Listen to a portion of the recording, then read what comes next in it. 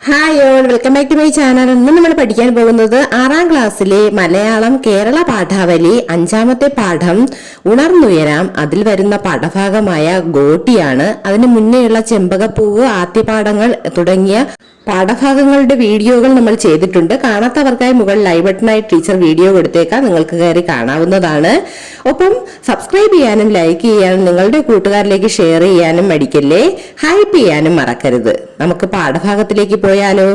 ഗോട്ടി. തനിക്ക് ഏറെ പ്രിയപ്പെട്ട കളിപ്പാട്ടത്തെ നിരന്തരം പിന്തുടരുന്ന ഒരു കുട്ടിയെ പരിചയപ്പെടാം. വേപ്പ് മരങ്ങളുടെ തണലിലൂടെ കാക്കയുടെയും കുറുനരിയുടെയും കഥ അയവിറക്കിക്കൊണ്ട് അവൻ വരികയായിരുന്നു. ചാഞ്ചാടിക്കൊണ്ട് നടക്കുമ്പോൾ അവന്റെ സഞ്ചി അങ്ങോട്ടും ഇങ്ങോട്ടും ആടി ശബ്ദമുണ്ടാക്കിക്കൊണ്ടിരുന്നു. സ്ലേറ്റ് ഒരു ചെറിയ കുപ്പിയോടിടിച്ചു. കുപ്പി പെൻസിലുമായി കൂട്ടിമുട്ടി. അങ്ങനെ അവയെല്ലാം കൂടി ആ സഞ്ചിയിൽ കിടന്ന് കുലുങ്ങി.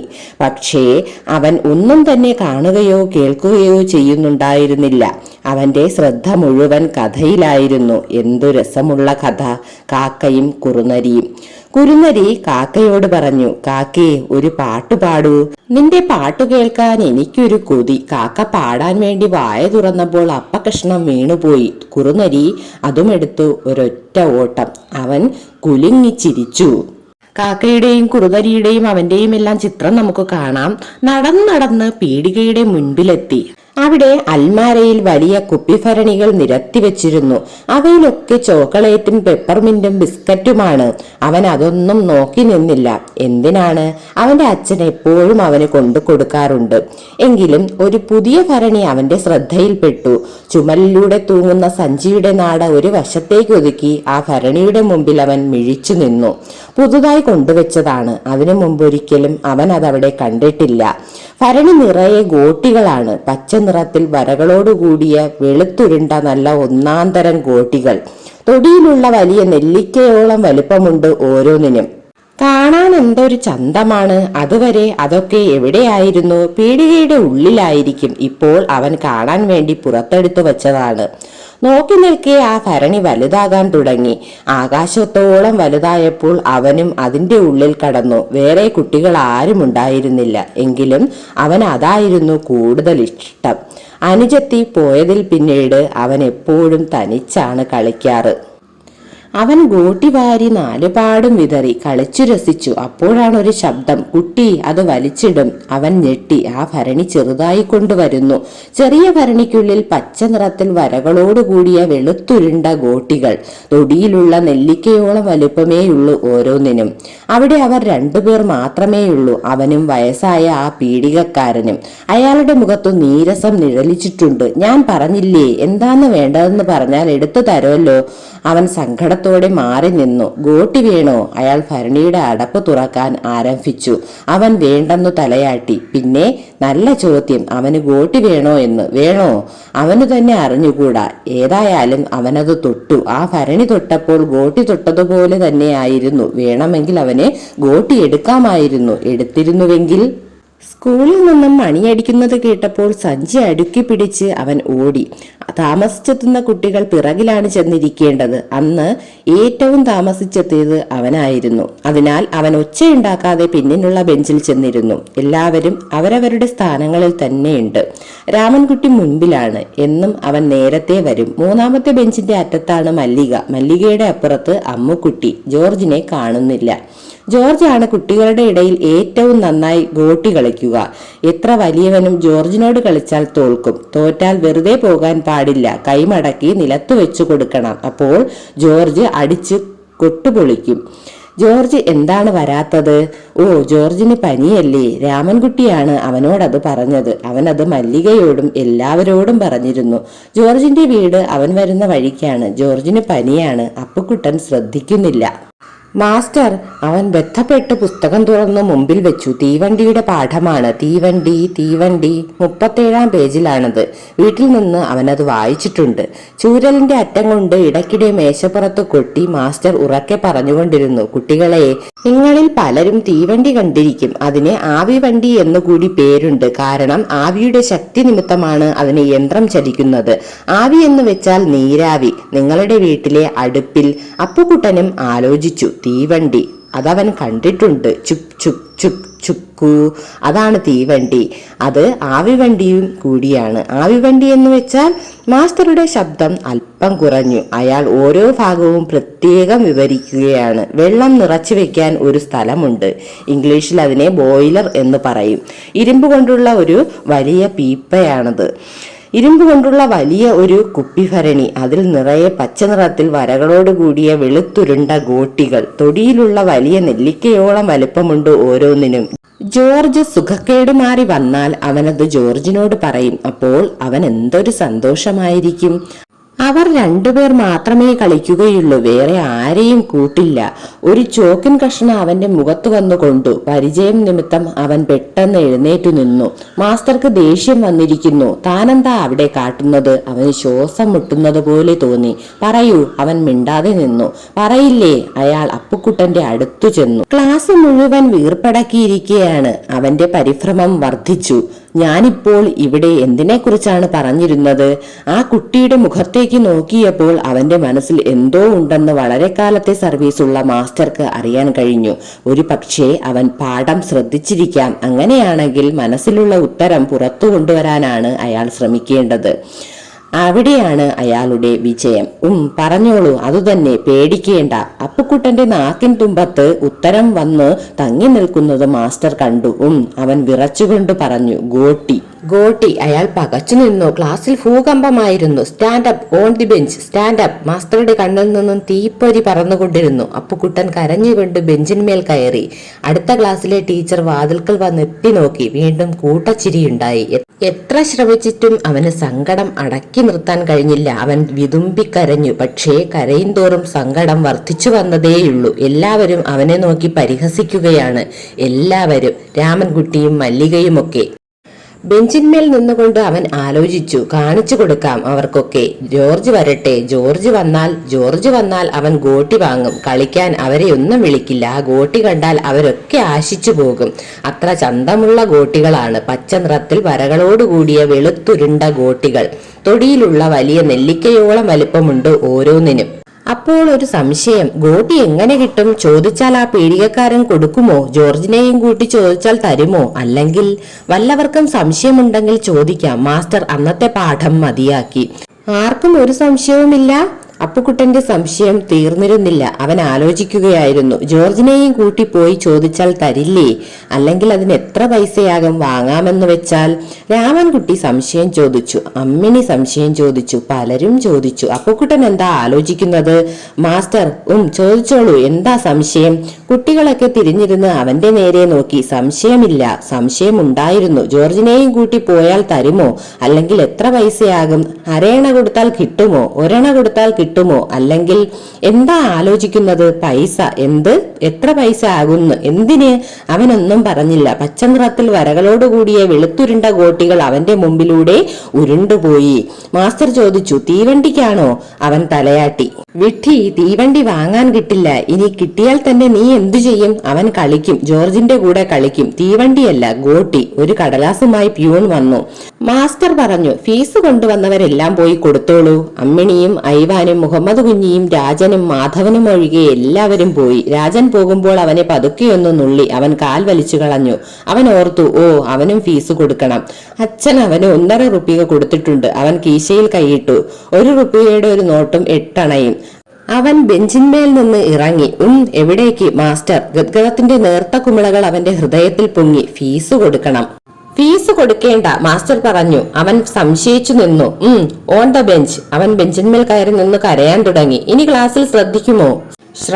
ശ്രദ്ധിക്കും.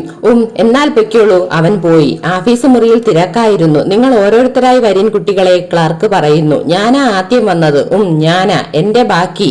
ആ വെള്ളത്തിൽ നിന്ന് അപ്പുക്കുട്ടൻ മാറി നിന്നു. രാമൻകുട്ടി ഫീസ് അടച്ചു. മല്ലിക ഫീസ് അടച്ചു. അല്പം പേരെ ഇനി ബാക്കിയുള്ളൂ.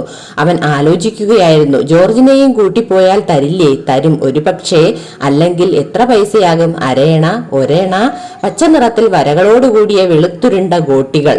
മണിയടിച്ചപ്പോൾ ഫീസ് കൊടുത്തവരും കൊടുക്കാത്തവരുമൊക്കെ അവിടെ നിന്ന് പോയി. ഒരു ഉറക്കത്തിൽ നിന്ന് എഴുന്നേറ്റത് പോകുന്നത് പോലെ അവനും തോന്നി. എല്ലാവരും ഫീസ് കൊടുത്തുവോ? ക്ലാസ് വിടുന്നതിന് മുമ്പായി മാസ്റ്റർ ചോദിച്ചു. അവൻ എഴുന്നേറ്റില്ല. വൈകുന്നേരം അവിടെയും ഇവിടെയും ഒക്കെയായി അല്പനേരം ചുറ്റിപ്പറ്റി നിന്നു. നനഞ്ഞ മണ്ണിൽ കുഴി കുഴിച്ച് കുട്ടികൾ ഗോട്ടി കളിക്കുന്നുണ്ടായിരുന്നു. അവൻ അവരുടെ അടുക്കലേക്ക് പോയില്ല. ഗേറ്റിന്റെ അഴി പിടിച്ചുകൊണ്ട് അവൻ നിരത്തിന്മേലേക്ക് നോക്കി. അവിടെ ആ വളവിലാണ് പീടിക. പീടികയിൽ ഒരലമാര. പുറത്തു നിന്നാൽ മതി, തൊടാൻ കഴിയും. അൽമാരയിൽ കുപ്പിഭരണികളാണ്. അതിൽ ഒരു ഭരണി നിറയെ സഞ്ചി ചുമലിലൂടെ ഇട്ട് അവൻ ചാഞ്ചാടിക്കൊണ്ട് നടക്കാൻ തുടങ്ങി. പീടിക അടുത്തു വരുന്നു. അവന്റെ നടത്തത്തിന് വേഗം കൂടി. ആ അൽമാരയുടെ മുമ്പിൽ അവൻ നിന്നു. പീടികക്കാരൻ ചിരിച്ചു. അയാൾ തന്നെ കാത്തു നിൽക്കുകയായിരുന്നുവെന്ന് അവന് മനസ്സിലായി. അവനും ചിരിച്ചു. ഗോട്ടി വേണമല്ലേ? അവൻ തലയാട്ടി. അയാൾ ഭരണിയുടെ അടപ്പ് തുറക്കുമ്പോൾ അവൻ ചോദിച്ചു, നല്ല ഗോട്ടിയാണല്ലേ? നല്ല ഒന്നാം തരം ഗോട്ടി. കുട്ടിക്ക് എത്ര ഗോട്ടി വേണം? എത്ര ഗോട്ടി വേണമെന്നോ? എത്ര വേണം? എത്ര? അവൻ കീശയിൽ കൈയിട്ടു. 1 റുപ്പിയയും 8 അണയുമുണ്ട്. അവൻ അതെടുത്തു കാട്ടി. പീടികക്കാരൻ ഞെട്ടി. ഇതിന് മുഴുവനുമോ? മുഴുവനും. അത്ര വലിയ തുകയ്ക്ക് അതിനു മുമ്പ് ഒരു കുട്ടിയും ഗോട്ടി വാങ്ങിയിട്ടില്ല. എന്താ ഇതിന്റെ ആവശ്യം? ഒരാവശ്യം. അതെന്താണ്? അത് ഞാൻ പറയൂല. പീടികക്കാരന് മനസ്സിലായി. അയാളും ഒരു കാലത്ത് കുട്ടിയായിരുന്നു. അവന്റെ ചങ്ങാതിമാരൊക്കെ ചേർന്ന് വാങ്ങുന്നതാണ്. അവൻ മാത്രം വന്നുവെന്നേയുള്ളൂ. ഗോട്ടി വാങ്ങിയത് ജോർജും അവനും ഒഴികെ വേറെ ഒരു കുട്ടിയും അറിയരുതെന്ന് അവന് നിർബന്ധമുണ്ടായിരുന്നു. ഒരു ദിവസം അവൻ പെട്ടെന്ന് ചോദിക്കും, വരുന്നോ എന്നോട് കളിക്കാൻ? അപ്പോഴേ ആളുകൾ അറിയാൻ പാടുള്ളൂ. കുട്ടിക്ക് കളിക്കാൻ അറിയോ? അയാൾ ചോദിച്ചു. അവന് അറിഞ്ഞുകൂടായിരുന്നു. പിന്നെ എന്തൊക്കെ ചോദ്യങ്ങളാണ്! അവന്റെ ക്ഷമ നശിച്ചു. അവൻ കൈനീട്ടി. താ. അയാൾ ചിരിച്ചു. അവനും ചിരിച്ചു. കടലാസിന്റെ ആ പൊതി അടുക്കി പിടിച്ച് വേപ്പുമരങ്ങളുടെ നിഴലിലൂടെ അവൻ നടന്നു. അവന്റെ കയ്യിലാണിപ്പോൾ ഗോട്ടി. അവന്റെ കയ്യിൽ വേണമെങ്കിൽ പുറത്തെടുക്കാം. അവൻ പൊതി കുലുക്കി നോക്കി. അവൻ ചിരിക്കുന്നുണ്ടായിരുന്നു. പക്ഷേ ആ കുപ്പിഭരണിയോടെ കിട്ടിയിരുന്നുവെങ്കിൽ അവൻ ആശിച്ചു. കടലാസ് പൊതി നന്നല്ല. ഭരണിയാണെങ്കിൽ വെറുതെ തൊട്ടാൽ മതി. ഗോട്ടി തൊട്ടതുപോലെ തന്നെ തോന്നും. പെട്ടെന്നൊരു സംശയം. എല്ലാറ്റിനുമുണ്ടോ പച്ചനിറത്തിൽ വര? അവൻ കെട്ടഴിച്ചു നോക്കാൻ തീർച്ചപ്പെടുത്തി. സഞ്ചി താഴെ വെച്ച് അവൻ പതുക്കെ കടലാസ് പൊതിയുടെ കെട്ടഴിക്കാൻ തുടങ്ങി. പൊതിയഴിഞ്ഞ് ഗോട്ടി മുഴുവൻ നിലത്തു വീണു. നിരത്തിന്റെ നടുവിലേക്ക് അവ ഉരുണ്ടു പോവുകയാണ്. ഒരു നിമിഷ നേരം തരിച്ചു നിന്നതിനു ശേഷം അവ പെറുക്കാൻ തുടങ്ങി. കൈ നിറഞ്ഞു. പെറുക്കിയത് എവിടെ വെക്കും? സ്ലേറ്റും പുസ്തകവും പുറത്തെടുത്തു വെച്ചതിനു ശേഷം സഞ്ചിയിൽ പെറുക്കിയിടാൻ തുടങ്ങി. 1, 2, 3 കിർ. ഒരു കാർ സഡൻ ബ്രേക്ക് ഇട്ടു നിന്നു. അവൻ അപ്പോഴും ഗോട്ടി പെറുക്കി സഞ്ചിയിലിടുകയായിരുന്നു. ആ കുട്ടിയെ ജീവനോടെ കടിച്ചു തിന്നാനുള്ള ദേഷ്യം വന്നു ഡ്രൈവർക്ക്. അയാൾ തല വെളിയിലിട്ടു. ആ കുട്ടി എന്താണ് കാട്ടുന്നത് അവിടെ? പെറുക്കുന്നതിനിടയിൽ അവൻ തല ഉയർത്തി നോക്കി. ഒരു കാറും അതിനുള്ളിൽ ഒരു ഡ്രൈവറും. ഡ്രൈവർ തന്റെ ഗോട്ടിയുടെ ഭംഗി നോക്കി രസിക്കുകയാണ്. അവൻ ഒരു ഗോട്ടി പൊക്കിക്കാട്ടി ചിരിച്ചു. നല്ല രസമുണ്ട് അല്ലേ? ഡ്രൈവറുടെ ദേഷ്യം അലിഞ്ഞുപോയി. അയാൾ ചിരിച്ചു. സഞ്ചിയെടുത്ത് ചുമലിലിട്ട ശേഷം സ്ലേറ്റും പുസ്തകവും കുപ്പിയും പെൻസിലും ഒക്കെ അടുക്കി പിടിച്ച് അവൻ വീട്ടിലേക്ക് നടന്നു. വൈകുന്നേരത്തെ കാപ്പിയും തയ്യാറാക്കി അവന്റെ അമ്മ അവനെ കാത്തു നിൽക്കുന്നുണ്ടായിരുന്നു. പൂമുഖത്തെ ബെഞ്ചിന്മേൽ സ്ലേറ്റും പുസ്തകവും വലിച്ചെറിഞ്ഞ് അവൻ ഓടിച്ചെന്ന് അമ്മയെ കെട്ടിപ്പിടിച്ചു. അവൻ അന്ന് വരാൻ വൈകിയതിൽ അമ്മ പരിഭ്രമിച്ചിരുന്നു. അവൻ സഞ്ചിയുടെ വായ കൂട്ടിപ്പിടിച്ച് കിലുക്കി. ഓ, ഇതെന്തോന്നാ? അമ്മ ചോദിച്ചു. ഞാൻ പറയൂല, അവൻ പറഞ്ഞു. എന്നോട് പറയില്ലേ? പറയും. അമ്മയെ അവന് വലിയ കാര്യമായിരുന്നു. അമ്മ കണ്ണു ചിമ്മണം. അമ്മ കണ്ണു ചിമ്മി. അവൻ എണ്ണി. 1, 2, 3. അമ്മ കണ്ണു തുറന്നു നോക്കി. ഒരു സഞ്ചി നിറയെ ഗോട്ടികൾ. ആ സ്ത്രീ പകച്ചു നിന്നു. എവിടെ നിന്ന് കിട്ടി ഇതൊക്കെ? വാങ്ങിയതല്ലേ? അതിനു പണം? അച്ഛന്റെ ഫോട്ടോവിന്റെ നേരെ ചൂണ്ടിക്കൊണ്ട് അവൻ പറഞ്ഞു. ഉച്ചയ്ക്ക് തന്നിട്ടില്ലേ? അമ്മ മൂക്കത്ത് കൈവച്ചു. ഫീസ് കൊടുക്കേണ്ട പണം. ആ ഗോട്ടി മുഴുവൻ അവൻ എന്തൊരാവശ്യത്തിനാണ്? ആരുടെ കൂടെയാണ് അവൻ കളിക്കുക? ആ വീട്ടിൽ അവൻ മാത്രമേ ഉണ്ടായിരുന്നു അവന്റെ ഇളയതായിട്ടൊരു കുട്ടി, അവന്റെ കൊച്ചനുജത്തി. പക്ഷേ ആ അമ്മയുടെ കണ്ണുകളിൽ വെള്ളം നിറഞ്ഞു. ഓ അപ്പു, അവന്റെ അമ്മ കരയുന്നു. അവന് മനസ്സിലായില്ല എന്തിനാണ് അമ്മ കരയുന്നത്. ഗോട്ടി വാങ്ങിയതുകൊണ്ടാണോ? അതായിരിക്കില്ല. പിന്നെ വയസ്സനായ പീഡികക്കാരനും കാർ ഡ്രൈവറും ചിരിച്ചുകൊണ്ട് അവന്റെ മുന്നിൽ വന്നു നിന്നു. അവർക്കൊക്കെ ഇഷ്ടമാണ്. എന്തുകൊണ്ട് അമ്മ ഇഷ്ടപ്പെട്ടില്ല? ഒരു പക്ഷേ നല്ല ഗോട്ടിയായിരിക്കില്ല. സഞ്ചിയിൽ നിന്ന് നെല്ലിക്ക പോലുള്ള ആ ഗോട്ടികൾ വാരിക്കൊണ്ട് അവൻ പറഞ്ഞു. ചീത്ത ഗോട്ടിയാണ് അല്ലേ? അല്ല, നല്ല ഗോട്ടി. നല്ല രസമുണ്ട് കാണാൻ അല്ലേ? നല്ല രസമുണ്ട്. അവൻ ചിരിച്ചു. അവന്റെ അമ്മയും ചിരിച്ചു. അശ്രുവീണ നനഞ്ഞ അമ്മയുടെ കവിളിൽ അവൻ മുഖമമർത്തി. അവന്റെ ഹൃദയത്തിൽ അപ്പോൾ സന്തോഷം വഴിഞ്ഞൊഴുകിയിരുന്നു. ഇത് എഴുതിയതാരാണ്? ടി. പത്മനാഭൻ. അദ്ദേഹത്തിന്റെ തിരഞ്ഞെടുത്ത കഥകളിൽ നിന്നുള്ളതാണിത്. തനിക്ക് ഏറെ പ്രിയപ്പെട്ട ഗോട്ടിയെ നിരന്തരം പിന്തുടർന്ന് അത് വാങ്ങിയ അപ്പുക്കുട്ടന്റെ കഥയാണതല്ലേ. അപ്പുക്കുട്ടൻ ഗോട്ടിയെ ഇഷ്ടപ്പെടുകയും പീടികയിൽ കുപ്പിഭരണിയിലിരുന്ന ഗോട്ടിയെ കാണുകയും അത് കണ്ടപ്പോൾ തന്നെ അപ്പുക്കുട്ടനെ വാങ്ങണമെന്ന് തോന്നുകയും ചെയ്യുകയും പിന്നെ ക്ലാസ്സിലിരിക്കുമ്പോഴും അധ്യാപകന്റെ തീവണ്ടിയെക്കുറിച്ചുള്ള പാഠം കേൾക്കുമ്പോഴും എല്ലാം അവന്റെ മനസ്സിൽ ഗോട്ടി വാങ്ങുന്നതിനെ കുറിച്ചുള്ള ചിന്തകളായിരുന്നു. അങ്ങനെ അവന് അമ്മ ഫീസ് അടയ്ക്കാൻ കൊടുത്ത പൈസ എടുത്ത് ഗോട്ടി വാങ്ങുകയും ആ ഗോട്ടിയും കൊണ്ട് തിരിച്ചു വരുന്ന വഴി അതിലെ വര, പച്ച കളറിലുള്ള വരയുണ്ടോ എന്ന് നോക്കാൻ വേണ്ടി പൊതി അഴിക്കുന്നത് വഴി എല്ലാം നിലത്ത് വീഴുകയും അപ്പോൾ അതുവഴി വന്ന കാർ ഡ്രൈവർ കാറ് ചവിട്ടി നിർത്തുകയും അത് കണ്ട കാർ ഡ്രൈവറിന് പിന്നെ സന്തോഷം വരികയും ഒക്കെ ചെയ്യുന്നത് കഥയിൽ നമുക്ക് കാണാം. അവസാനം അവന്റെ അമ്മയുടെ അടുത്തെത്തി ഈ പൊതി മാറ്റി ഗോട്ടി കാണിക്കുമ്പോൾ അമ്മയും അമ്പരന്ന് പോകുന്നു. ഇത്രയും ഗോട്ടി ഈ കുട്ടി എന്ത് ചെയ്യാനാണ്? ഇവിടെ കളിക്കാൻ വേറെ ആരുമില്ലല്ലോ. ഉണ്ടായിരുന്നു, പക്ഷേ എന്താണ്, അവന്റെ കുഞ്ഞനുജത്തി മരിച്ചുപോയി. അതോർത്തപ്പോൾ അമ്മയുടെ കണ്ണിൽ നിന്ന് കണ്ണീർ വരികയും അവർക്ക് സങ്കടമാവുകയും ഒക്കെ ചെയ്തു. പക്ഷേ അപ്പുക്കുട്ടൻ വിചാരിച്ചു ഞാൻ ഗോട്ടി വാങ്ങിയത് കൊണ്ടാവാം അമ്മ കരയുന്നതെന്ന്. പക്ഷെ അതുകൊണ്ടല്ല അമ്മ കരഞ്ഞത്. എന്താണ്, അമ്മയുടെ മകൾ മരിച്ചു പോയത് കൊണ്ടാണ് അമ്മ കരഞ്ഞത്. പക്ഷേ അപ്പുക്കുട്ടന്റെ ഗോട്ടിയും കൊണ്ടുള്ള സന്തോഷം കണ്ടപ്പോൾ അമ്മയ്ക്കും സന്തോഷമാകുന്നു. നമുക്ക് പാഠഭാഗ ചോദ്യങ്ങൾ നോക്കാം. വായിക്കാൻ പറയാം. താഴെ കൊടുത്ത വാക്യങ്ങൾ കഥയിൽ വരുന്ന സന്ദർഭങ്ങൾ ഏതെല്ലാം സംഘമായി ചർച്ച ചെയ്ത് അവതരിപ്പിക്കൂ എന്നാണ് പറഞ്ഞിരിക്കുന്നത്. മറ്റു സംഘങ്ങൾക്ക് അവർ മനസ്സിലാക്കിയ കാര്യങ്ങൾ കൂട്ടിച്ചേർക്കുകയും ചെയ്യാം. ആദ്യത്തെ നോക്കൂ സന്ദർഭം. പച്ച നിറത്തിൽ വരകളോടുകൂടിയ വെളുത്തുരുണ്ട ഗോട്ടികൾ അവന്റെ മുമ്പിലൂടെ ഉരുണ്ടുപോയി. ഈ സന്ദർഭം ഏതാണ്? ക്ലാസ്സിൽ അധ്യാപകൻ തീവണ്ടിയെക്കുറിച്ചുള്ള പാഠം പഠിപ്പിക്കുമ്പോഴും അപ്പുക്കുട്ടന്റെ മനസ്സിൽ ഗോട്ടിയായിരുന്നു. ഗോട്ടി ജോർജിനെയും കൂട്ടി പീടികയിൽ പോയി വാങ്ങാമെന്നും എത്ര രൂപയാകുമെന്നൊക്കെയാണ് അവൻ ചിന്തിച്ചുകൊണ്ടിരുന്നത്. മാസ്റ്റർ ആർക്കെങ്കിലും സംശയമുണ്ടോ എന്ന് ചോദിക്കുമ്പോൾ രാമൻകുട്ടിയും അമ്മിണിയും സംശയം ചോദിച്ചു. ആലോചിച്ചിരുന്ന അപ്പുക്കുട്ടനോട് സംശയം എന്താണെന്ന് അധ്യാപകൻ ചോദിക്കുമ്പോൾ അപ്പുക്കുട്ടൻ ജോർജിനെയും കൂട്ടി പീടികയിൽ പോയാൽ ഗോട്ടി കിട്ടുമോ, അരയണയാകുമോ, ഒരണയാകുമോ, ഇങ്ങനെയുള്ള കാര്യങ്ങളൊക്കെയാണ് ചിന്തിച്ചു കൊണ്ടിരുന്നത്. അധ്യാപകൻ എന്താ ആലോചിക്കുന്നത് എന്ന് ചോദിക്കുമ്പോൾ പൈസ എന്നും എന്തിനാണ് എന്ന് ചോദിക്കുമ്പോൾ ഒന്നും പറയുന്നില്ല. ആ സമയത്താണ് അവന്റെ മുന്നിലൂടെ പച്ച നിറത്തിലുള്ള വരകളോടുകൂടിയ വെളുത്തുരുണ്ട ഗോട്ടികൾ ഉരുണ്ടുപോകുന്നതായി അവന് തോന്നിയത്. അടുത്ത വാക്യം നോക്കാം. അവൻ കൈനീട്ടി, അയാൾ ചിരിച്ചു, അവനും ചിരിച്ചു. സന്ദർഭം എഴുതാം. അപ്പുക്കുട്ടൻ 1 റുപ്പിക 8 അണയ്ക്ക് ഗോട്ടി വാങ്ങി. പീടികക്കാരൻ തന്നെ അന്തം വിട്ടുപോയി. അത്ര വലിയ തുകയ്ക്ക് ഒരു കുട്ടിയും അതിനു മുന്നേ ഗോട്ടി വാങ്ങിയിട്ടില്ല. അവനും അവന്റെ ചങ്ങാതിമാർക്കുമൊക്കെയായി വാങ്ങുന്നതാവാം എന്നയാൾ വിചാരിച്ചു. കുട്ടിക്ക് കളിക്കാൻ അറിയാമോ എന്ന് പീടികക്കാരൻ ചോദിക്കുമ്പോൾ എനിക്കറിയില്ല എന്ന് പറയുകയും പിന്നെയും കുറെ ചോദ്യങ്ങൾ ചോദിക്കുമ്പോൾ അപ്പുക്കുട്ടന് ക്ഷമ നശിച്ചു. അവൻ ഗോട്ടി താ എന്ന് പറഞ്ഞ് കൈനീട്ടി. അയാളും ചിരിച്ചു, അവനും ചിരിച്ചു. അടുത്ത വാക്യം നോക്കാം. ഡ്രൈവർ അവന്റെ ഗോട്ടിയുടെ ഭംഗി നോക്കി രസിക്കുകയാണ്. സന്ദർഭം. പീടികക്കാരൻ കെട്ടിക്കൊടുത്ത പൊതി അഴിച്ച് എല്ലാ ഗോട്ടിയിലും പച്ചവരയുണ്ടോ എന്ന് അപ്പുക്കുട്ടൻ നോക്കാൻ തുടങ്ങിയപ്പോൾ ഗോട്ടിയെല്ലാം തറയിൽ വീണു നിരത്തിന്റെ നടുവിലേക്ക് ഉരുണ്ടുപോയി. അപ്പുക്കുട്ടൻ ഗോട്ടി പെറുക്കി സഞ്ചിയിൽ ഇട്ടുകൊണ്ട് നിന്നപ്പോൾ ഒരു കാർ സഡൻ ബ്രേക്ക് ഇട്ട് നിർത്തി. കാറിലെ ഡ്രൈവർക്ക് നല്ല ദേഷ്യം വന്നു. അയാൾ തല വെളിയിലിട്ട് അപ്പുക്കുട്ടനെ നോക്കിയപ്പോൾ കണ്ടത് ഗോട്ടിയാണ്. അയാൾ ഗോട്ടിയുടെ ഭംഗി നോക്കി രസിക്കുകയാണ്. അവൻ ഗോട്ടി പൊക്കിക്കാട്ടി ചിരിച്ചു. അത് കണ്ട് ഡ്രൈവറുടെ ദേഷ്യം അലിഞ്ഞുപോയി. അയാളും ചിരിച്ചു. അടുത്ത വാക്യം നോക്കാം. ഒരു സഞ്ചി നിറയെ ഗോട്ടികൾ. ആ സ്ത്രീ പകച്ചു നിന്നു. സന്ദർഭം ഏതാണ്?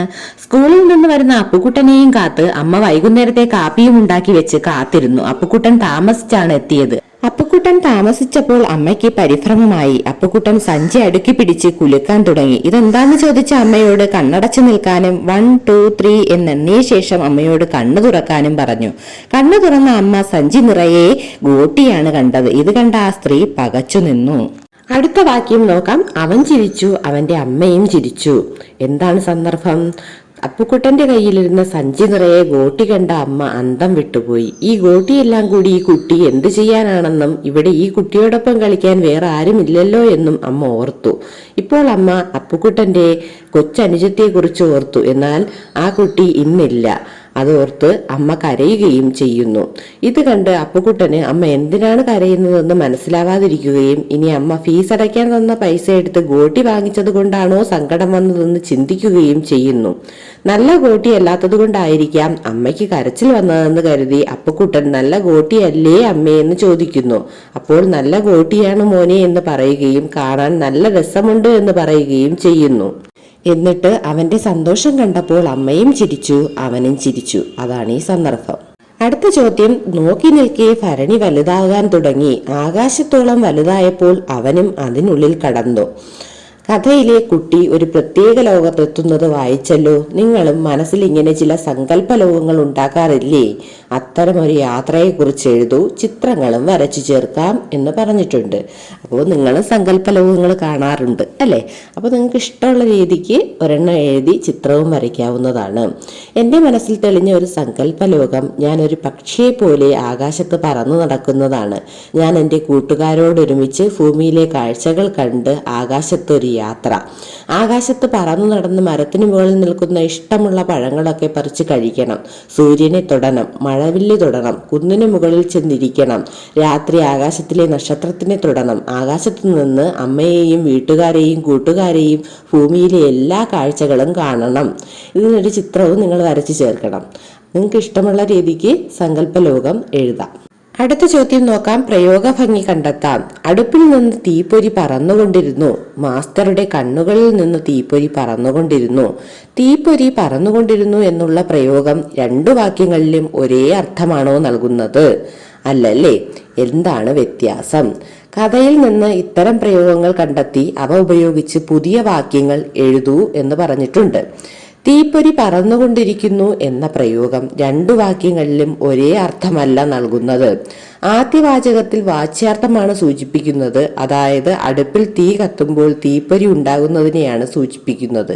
എന്നാൽ രണ്ടാമത്തെ വാചകത്തിൽ മാസ്റ്ററുടെ ദേഷ്യത്തിന്റെ തീവ്രതയെ സൂചിപ്പിക്കാൻ തീപ്പൊരി എന്ന് ഉപയോഗിച്ചിരിക്കുന്നു.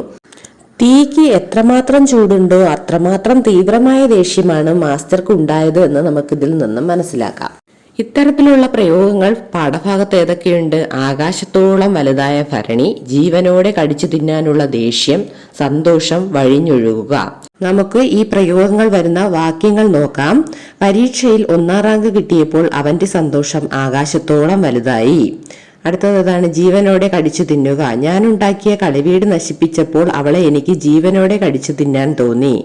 സന്തോഷം വഴിഞ്ഞൊഴുകുക. മകളുടെ വിവാഹ ദിനത്തിൽ അമ്മയുടെ മുഖത്ത് സന്തോഷം വഴിഞ്ഞൊഴുകുകയായിരുന്നു. ഇങ്ങനെയുള്ള വാക്യങ്ങൾ കൂടുതൽ നിങ്ങൾക്ക് എഴുതി ചേർക്കാവുന്നതാണ്. അപ്പോൾ ഈ പാഠത്തിന്റെ എല്ലാ പ്രവർത്തനങ്ങളും നമ്മൾ നോക്കിക്കഴിഞ്ഞു. അടുത്ത ക്ലാസ്സിൽ അടുത്ത പാഠവുമായി കാണാം. അപ്പോൾ സബ്സ്ക്രൈബ് ചെയ്യാതെ ആരെങ്കിലും കാണുന്നുണ്ടെങ്കിൽ സബ്സ്ക്രൈബ് ചെയ്യുക, ലൈക്ക് ചെയ്യുക, നിങ്ങളുടെ കൂട്ടുകാരിലേക്ക് ഷെയർ ചെയ്യുക, ഹൈപ്പ് ചെയ്യാനും മറക്കല്ലേ. അടുത്ത ക്ലാസ്സിൽ കാണാം. Thanks for watching.